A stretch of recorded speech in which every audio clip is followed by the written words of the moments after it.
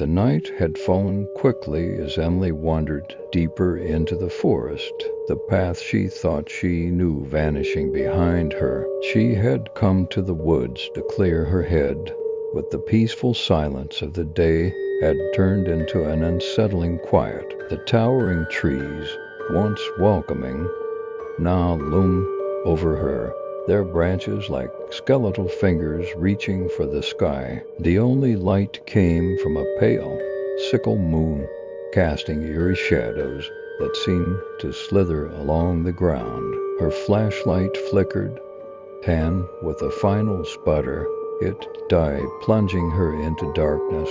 Panic clawed at her chest as she realized she was hopelessly lost.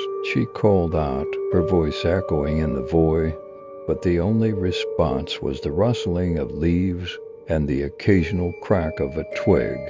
Was something or someone following her? The thought made her skin crawl. She quickened her pace, heart pounding, but the deeper she went, the stranger the forest became. The trees twisted into grotesque shapes, their bark resembling faces twisted in silent screams.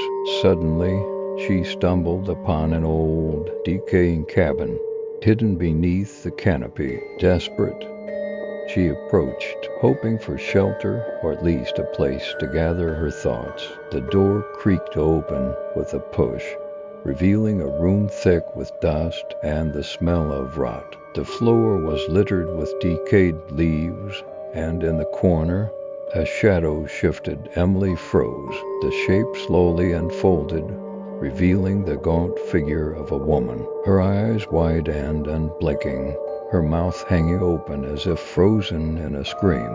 Her clothes were tattered, covered in dark stains. Emily took a step back, her foot crunching on something brittle. She glanced down to see bones scattered across the floor. A whisper echoed in her ear, cold and breathy. "Help me, ...